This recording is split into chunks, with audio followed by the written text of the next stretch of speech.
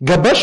ሁለተኛ እንደዚህ እንዳትይ ለሷም ነገራት። አሊያ ደግሞ ማን ደም በሳፈሩ የሚደበድበው አላውቅም። ቆይ በቃ እሺ ንካተ እዚሁ እኔ ከብዳለሁ።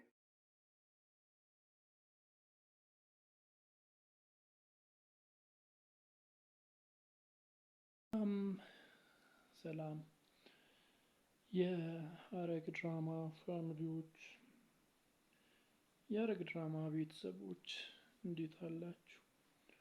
ሁሉ ፒስ፣ ሁሉ አማን፣ ሁሉ ፋይን ነው ወይ? እኔ ጋር ሁሉ ፒስ፣ ሁሉ አማን፣ ሁሉ ፋይን ነው። የዛሬውን አደይ ድራማ እንዴት አያችሁት?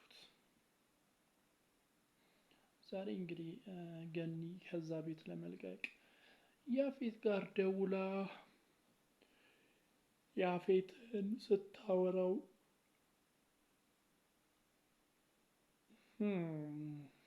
ነበር ያፌትን ስታወራው ነበር። ያፌትም እንግዲህ እንዴት እንደዚህ ታረጋለሽ? ትንሽ ታገሻት ምናምን ጽን ታገሻት፣ እሷን የሆነ ነገር አረጋለሁ ታገሺ ትንሽ ብሎ ሲያወራት ነበር። ነገር ግን እምቢ ያለችው በቃ ብቻ በዛ መካከል የሆነ ነገር ከላይ ጓዝ ስታረግ ነበርና ምን ተፈጠረ ምናምን ብላ ወደ ላይ ሮጣ ስትሄድ እንግዲህ የሰራችው ከባድ ነገር አለ እንዳያችሁ። በጣም በሚገርም ሁኔታ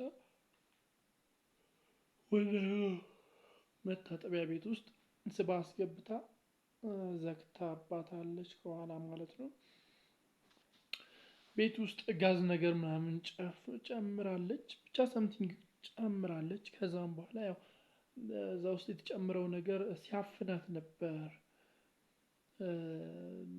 ገኒን አፍኗታል እና ታፍናለች።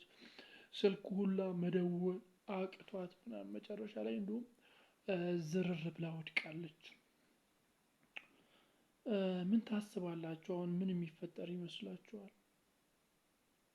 ምን የሚፈጠር ይመስላችኋል? የገኒ ዕጣ ፈንታ ምንድነው? ማን ያተርፋታል ከዛ ቦታ? እስቲ ማን ያድናታል ብላችሁ ታስባላችሁ? እንግዲህ የቃልን እህት ሀናን አመናጭቃ እንደውሻ አመናጭቃ ነው ገኒ ከቤት ያባረረቻት። ያው የወላጆቿን ስም አልነግር ስትላት መናገር አልፈልግም ምናምን ስትላት ነው እንደዛ ያደረገችው። አመናጭቃ እንደውሻ ነው ያባረረቻት በጣም በሚያሳዝን ሁኔታ። ከዛም በኋላ ነው ያ ሁሉ ነገር የተፈጠረው ማለት ነው። በዛም ምክንያት ሀናና ቃል አንድ ሁለት ሲባባሉ ነበር። ችግር ውስጥ ገብታል እንዴ ምናምን በተለይ ያ የተጻፈው ደብዳቤ ካነበበች በኋላ ትዝታ የጻፈችውን ደብዳቤ ካየችውና ካነበበችው በኋላ ችግር ውስጥ ገብታል ምናምን በቃ የሌለ ስትቆጣ ምናምን ነበር። ያው የሀና ጓደኛ ደግሞ ቃልን ትወደዋለች እንዳያችሁት። ልታወራው ሞክራ አልቻለችም። ውጪ ላይ ሁላ ሲወጣ ተከትለው ስትከታተለው ረጅም ሰዓት ስትከታተለው ነበር። አሁን በኋላ ግን እንደዚህ እንዳታረጊ ምናምን ድርሽ እንዳትጠገቢ ምናምን አይነት ወሬ ሲያወራት ነበር እና በጣም ተበሳጭታ ነው ተመልሳ ሄደችው። ስለሷም